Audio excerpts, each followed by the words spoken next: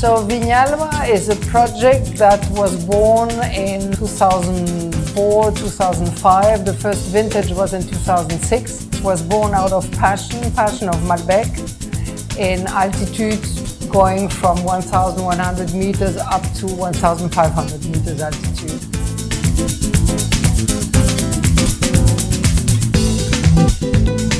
Four words for Viñalba, I would say Argentine Malbec with a French touch.